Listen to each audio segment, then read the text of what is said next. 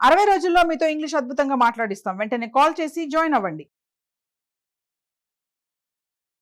Hello viewers, నమస్తే. Welcome back to Suman TV. నేను మీ హరిత అక్కల, motivational speaker and emotional wellness coach. నేను మంచి అని ప్రూవ్ చేయించుకోవటానికి వేరే వాళ్ళని చెడు చేయటం ఎంతవరకు కరెక్టే విన్నారు.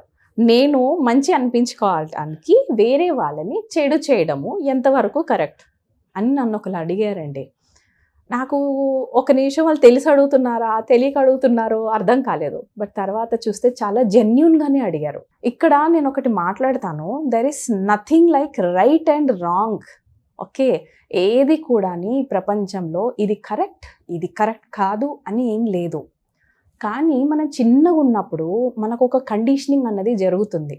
ఓకే, మనం పుట్టి కొంచెం ఒక ఏజ్ వచ్చి 3 years 4 years పెరిగే కొద్దీ మనం భాష ద్వారా భావనలను వ్యక్తపరచడం నేర్చుకుంటాం కదా. Expressing hour emotions with language అప్పుడు స్టార్ట్ అవుతుంది. మనకు 3.5 years దగ్గరకు వచ్చేసరికి పలానా వస్తువు పలానా, నేను అమ్మ, నీది నాన్న అని మనం పలకడం నేర్పిస్తాం. చూసారా, అప్పుడు వాళ్ళు ఏం అసోసియేట్ చేసుకుంటుంది మన బ్రెయిన్ ఆ వర్డ్కి అన్నది అక్కడి నుంచే స్టార్ట్ అవుతుంది.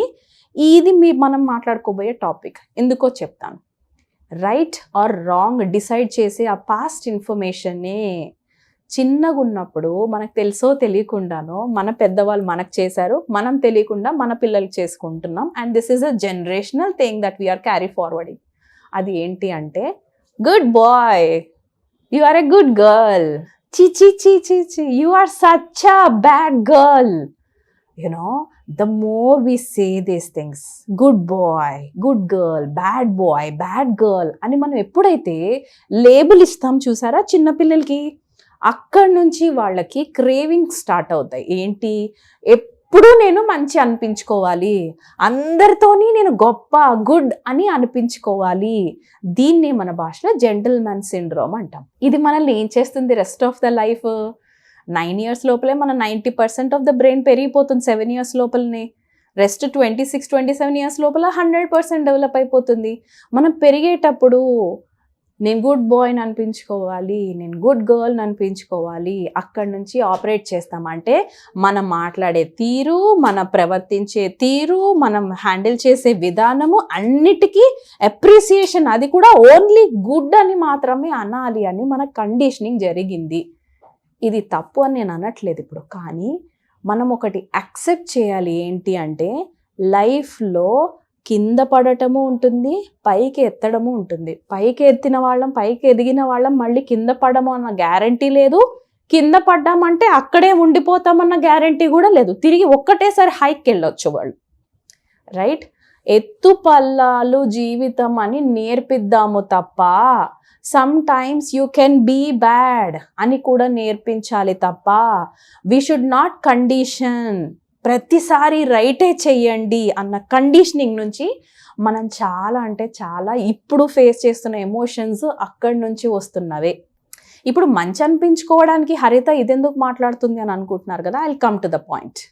మనకి లోపల ఈ సిండ్రోమ్ ఏం చేస్తుంది? Gentlemen syndrome. మనం 30 ఏళ్ళు రానివ్వండి, 40 ఏళ్ళు రానివ్వండి, 70-90 years వచ్చాక కూడా మనకి ఈ సిండ్రోమ్ ఏం చేస్తుందంటే, నన్ను అందరూ మంచి అని అనాలి, నన్ను అందరూ అప్రిషియేట్ చేయాలి, నన్ను అందరూ గుడ్ బాయ్ అనాలి, గుడ్ గర్ల్ అనాలి అని వెయిట్ చేస్తూ ఉంటాం.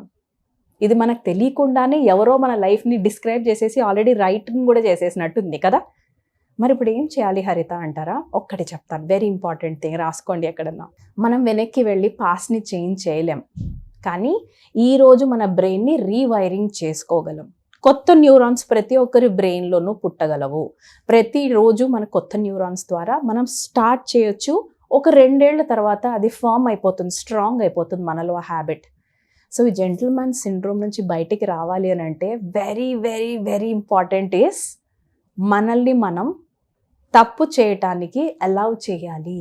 అలానే తప్పులు మొత్తం పొద్దు నుంచి లేస్తే తప్పులు చేయమని నేను అనట్లేదు. Allow yourself to do wrong also, to do okay with that thing. జరిగిపోయింది, సపోజ్ నిన్న ఏదన్నా నా వల్ల బ్యాడ్ జరిగిపోయింది, then don't blame yourself but blame the action. అది చేసేది కాకుండే హరిత నువ్వు అనండి, కానీ యాక్షన్ని మార్చుకోమని మనకు మనం చెప్పాలి తప్ప నీ బేకార్దానా డాష్ డాష్ డాష్ అని మనల్ని మనం బ్లేమ్ చేసుకునే హ్యాబిట్ వద్దు. రైట్? ఈ పక్కన వాళ్ళ నుంచి అప్రిషియేషన్ చేస్తున్నాము, ఎక్స్పెక్ట్ చేస్తున్నాము, అందరు మనల్ని గుడ్ అనాలి అని అంటున్నారు అంటేనే లోపల మనకి మనం బ్యాడ్ అని అనుకుంటేనే కదా బయటకు అది ఎక్స్పెక్ట్ చేస్తున్నాం. లోపల అది క్లీన్ చేసుకోగలిగితే, trust me when I'm saying this, the whole world will say you are a good girl.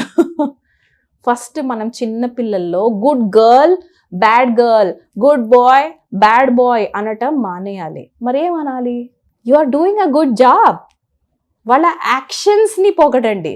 అప్పుడు వాళ్ళు నేను యాక్షన్స్ ద్వారా మంచి అనిపించుకుంటాను అని తెలుస్తుంది తప్ప నేను ప్రతిసారి మంచి అనిపించుకోవాలి, నేను మంచి బాయ్ లానే ఉండాలి అన్నది ఉండదు. రైట్? ఫ్యూచర్లో వాళ్ళప్పుడు వాళ్ళకు వాళ్ళు ఏదైనా మిస్టేక్స్ చేసినా కూడా ఫర్గివ్ చేసుకునే ఛాన్స్ మనం ఇచ్చిన వాళ్ళం అవుతాం చిన్నప్పుడు, కానీ మనం ఇలా వాళ్ళకి చెప్తేనే. Right? I hope your understanding a little. ఇంకొక ఎఫర్మేషన్ ప్రాక్టీస్ చేయాల్సి ఉంటుంది. Mistakes are allowed. I repeat, mistakes are allowed, but repetition of mistakes is not allowed. Right? I repeat, mistakes are allowed. తప్పులు మన అందరం చేయొచ్చు, కావాలని కాకపోయినా అనుకోకుండా మన ద్వారా జరిగిపోతాయి. ఫస్ట్ టైమే ఇది రైట్ ఇది రాంగ్ అని ఎవరికి తెలీదు. మనం చేసిన తర్వాత రియలైజ్ అవుతాం, ఓ నేను అది కరెక్ట్ చేయలేదు అని. So allow yourself to do that. వెనక్కి వెళ్ళి బ్లేమ్ చేసుకోకండి. బట్ సేమ్ మిస్టేక్ ఈరోజు రిపీట్ చెయ్యకుండా ఉండడమే గ్రేట్. అది రియల్ లైఫ్, సూపర్గా ఉండడం అంటేనే. ఇప్పుడు అర్థమైంది కదా? Repetition of mistakes is not allowed. పొరపాటున మనం మంచి అనిపించుకోవడానికి వేరే వాళ్ళని మనం ఏదన్నా నలుగురు ముందు నిలబెట్టి ఏదన్నా బ్లేమ్ చేసో తిట్టో మనకి ఏదో సాటిస్ఫాక్షన్ వస్తుంది, ఏదో సాడిజం ఆనందం పొందుతున్నాం మనం అనుకోండి, please check yourself and stop this habit. Break this in yourself. Right? పదే పదే పదే పదే మీరు ఆ పర్సనాలిటీ అయిపోతూ ఉంటే లోపల హాలోనెస్ డెవలప్ అవుతుంది. లోపల మనకి మనమే నచ్చట్లేదు, మనం చేస్తున్న స్టూపిడ్ యాక్షన్స్, చెత్త యాక్షన్స్, అది కూడా ఏంటి వేరే వాళ్ళని బాధపెట్టడం నాకు నచ్చుతోంది అని అంటే what kind of a person we are inside. మనకు మనం అదే లాంగ్వేజ్లో ఉంటున్నామని మనమే చూపించుకుంటున్నాం బయట జనాలకి. It's always inside out, never outside in. బయట వాళ్ళు నన్ను ఏదో అనుకుంటారు కాబట్టి నేను గుడ్ అని ప్రూవ్ చేసుకోవాలి. No, you don't have to prove to anybody. మనం ఏంటి అన్నది నిరంతరం ఎవరికి ప్రూవ్ చేసి, అది కూడా పక్కన వాళ్ళని చిన్నగా చూపించి, వాళ్ళని నలుగురు ముందు బ్లేమ్ చేసి, వాళ్ళని చెడు అని ప్రూవ్ చేసి నేను మంచి అని ప్రూవ్ చేయించుకోకర్లేదు. అలాంటి యాక్షన్ గుడ్ యాక్షన్లోకి రాదు. అది గుడ్ కర్మ కాదు.